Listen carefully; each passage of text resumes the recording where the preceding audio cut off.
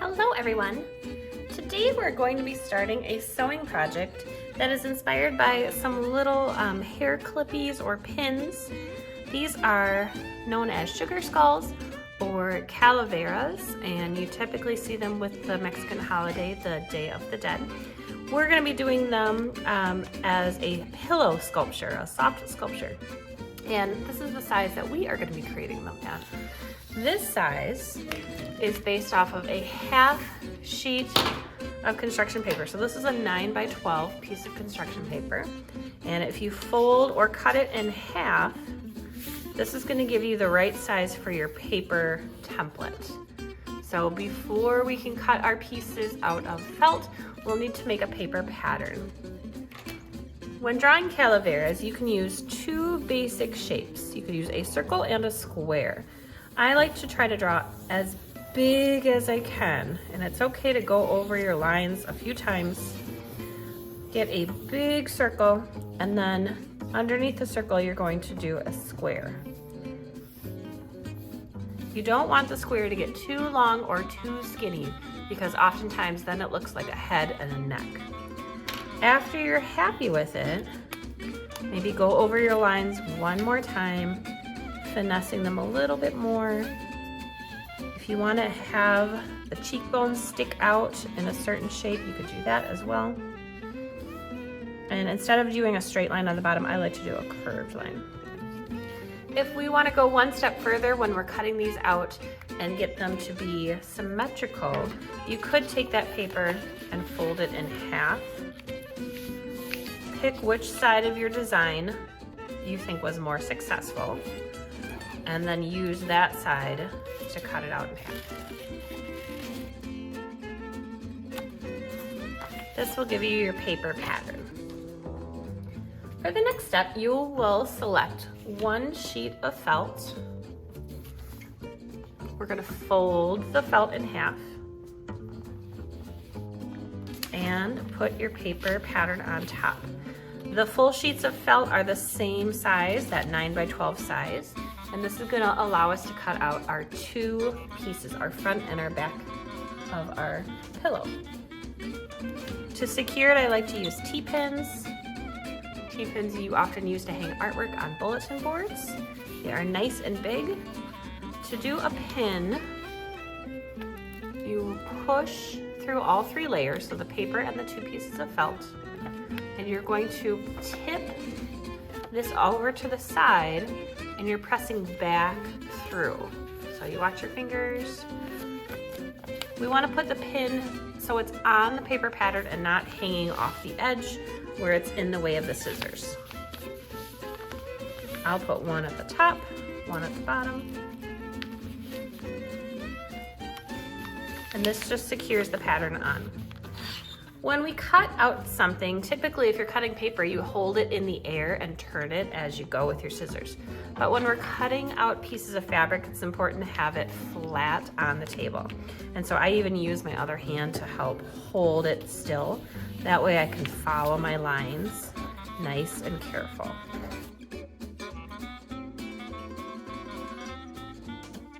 When you're finished cutting it out, you can remove your T-pins,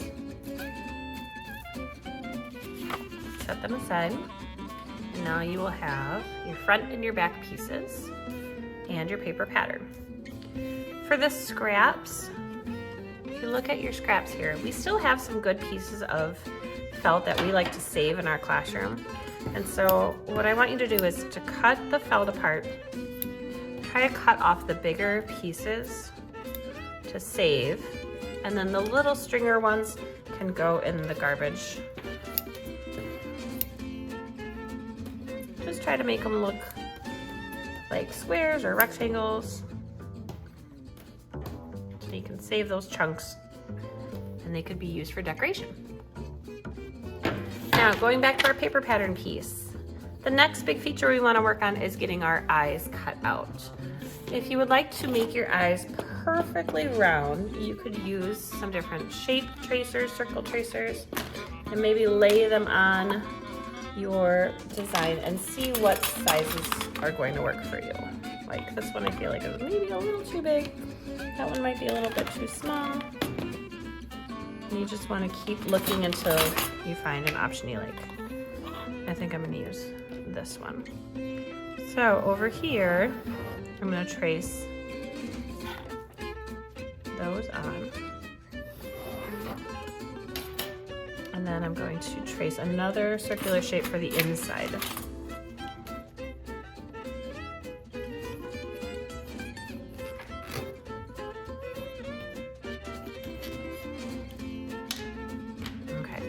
What you're gonna do is, we're cutting out, we need one big circle cut out of paper and one of the small circles cut out of paper so we can create pattern pieces.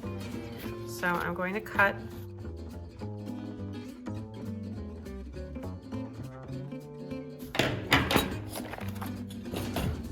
we're gonna be using scrap felt, so pieces of smaller pieces of felt to make our details like our eyes, our nose, our mouth.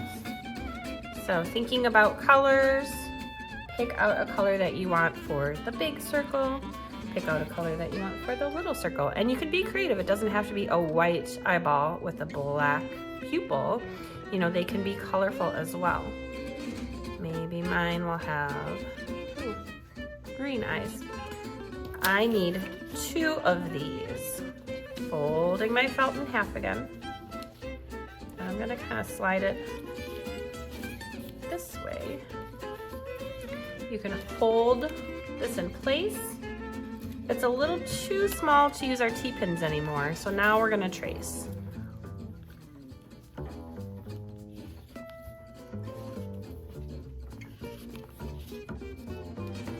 If you can keep this pinched, you'll be able to cut both circles out at the same time.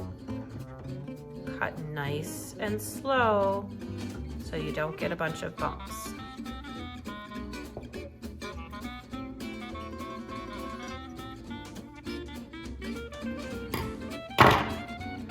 those on. If you have a piece that still has some marker, just turn that upside down. For this, I'm going to do black dots. Now I don't want to cut my black dot out from the center of this nice big chunk of fabric. I'm going to cut it towards the edge.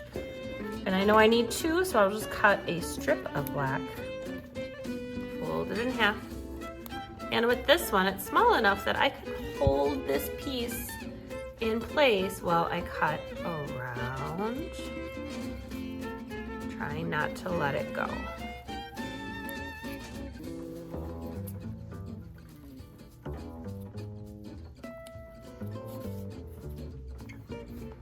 If you look at it and you have any jagged parts, you can just nip those off and give it a little cut.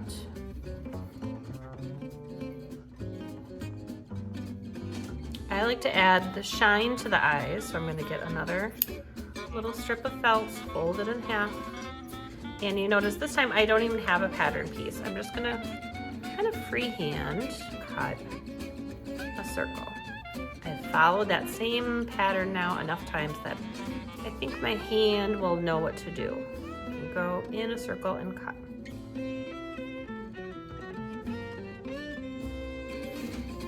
Okay, going back to my face, we need to make a heart-shaped nose. So you can turn it upside down. Remember, this was the jaw of my piece. And I need to make a heart.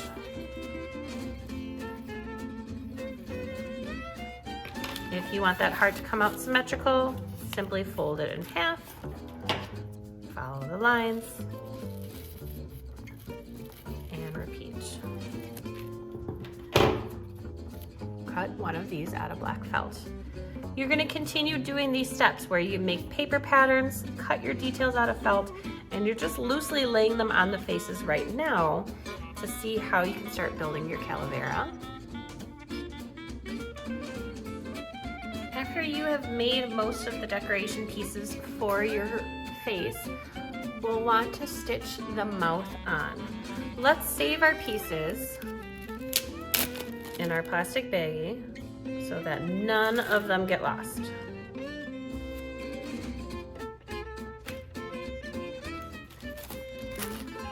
Any large pieces of felt can be saved, and any scraps can go in the garbage.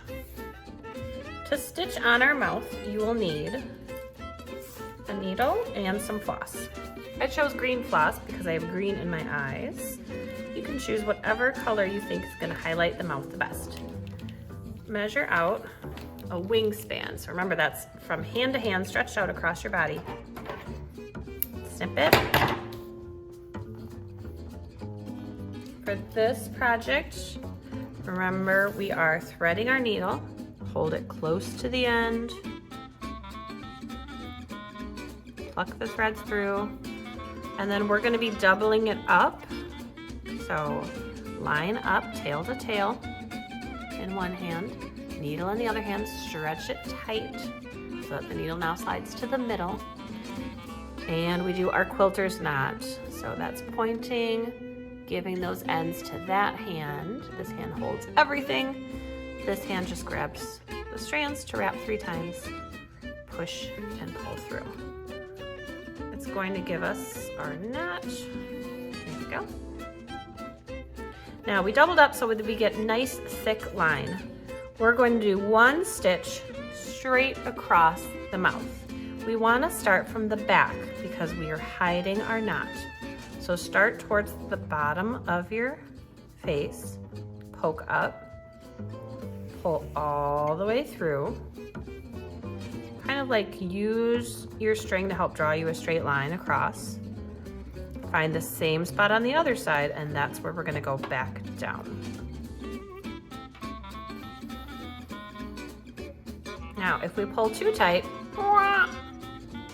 it's going to come alive. We want to try to keep that string flat. So don't pull too tight, it just should be enough so it can lay flat. Now, I'm going to find a spot down here underneath to poke up to do the first of the stitches going this way. So I'm not too close to the edge, I poke up. Now I'm going to do a vertical stitch. So go straight up like this. Keep it about the same length. Go back down the hole. Again, don't pull too tight. And we're just gonna repeat that. So I'm up here. So I'll move over a little bit, leave a gap. These boxes we're creating are where the teeth will go. It's like creating that illusion of a teeth mouth. Go down. And notice I'm kind of pinching it in a way that I have my front 2 fingers pinching, and then I have my thumb and my ring finger pinching down here. My pinky, well, he doesn't really do a job, but I'm making this a little bit tight. If I were doing a lot of stitches, I would want to stick it in an embroidery hoop. But because we're just doing a few stitches, and then you can decide, do you want to fit 1 more in? I think I might stop at 3. For the knot, find the stitch closest. I'm going to go over here, slide under that stitch, pull, but don't pull through all the way because I need to go back through that loop, turn my needle, pull, and do it again a second time. Slide under the stitch, turn your needle around, go back through the loop, and you will get your double knot.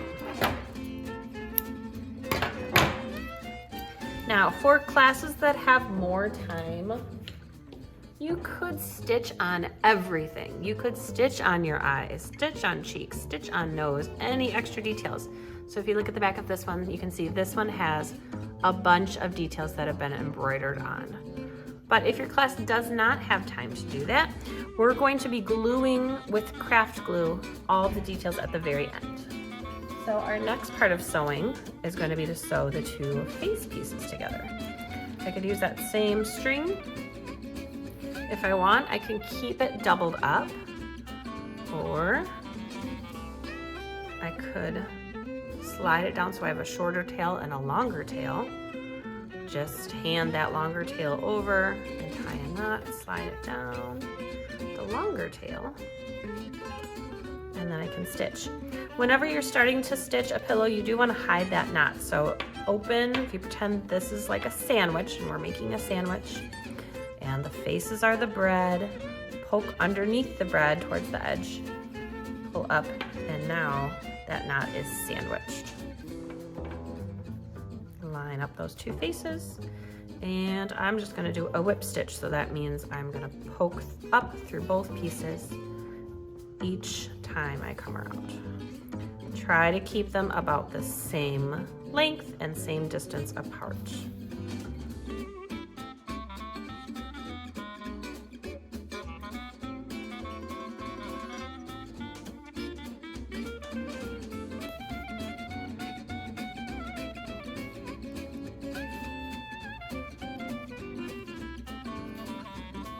When you're running low on thread, you want to save enough thread that it's more than the length of the needle. So if my needle's this long, I need my string to be longer than the needle, because we use the needle to help tie a knot. To tie the knot, you again slide under a stitch.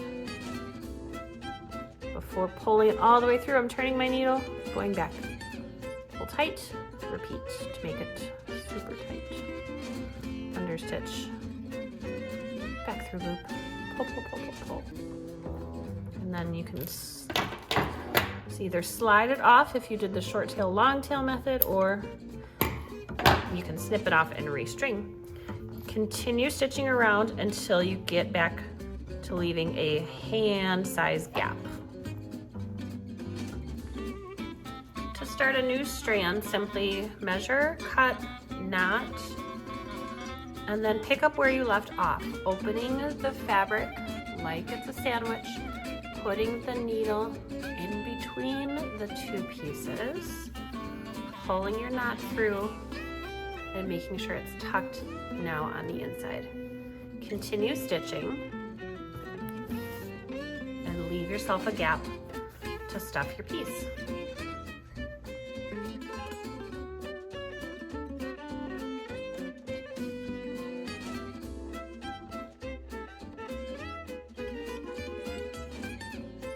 When you have about a hand's width left, you'll want to get some stuffing. At our school we have recycled stuffing, and so there's a variety of colors and textures.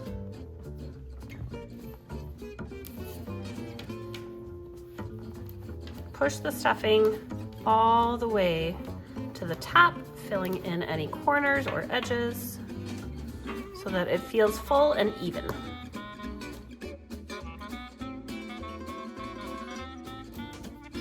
Close up your creation, you'll want to push in the material, hold it closed as you stitch.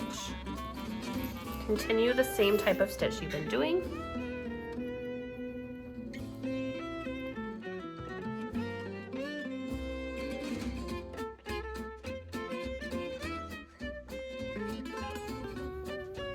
When your stitches have gone all the way around and you got back to where you started, remember to knot it, sliding under a stitch, back through the loop, and do that twice.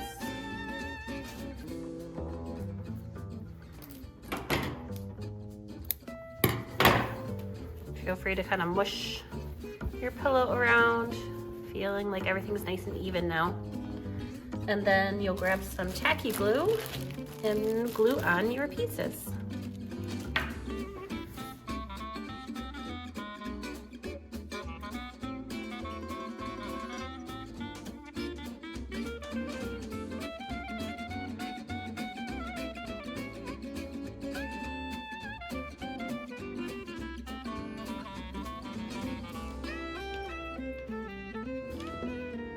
When you're finished gluing, let your piece dry, and then check everything to make sure that each piece is attached securely.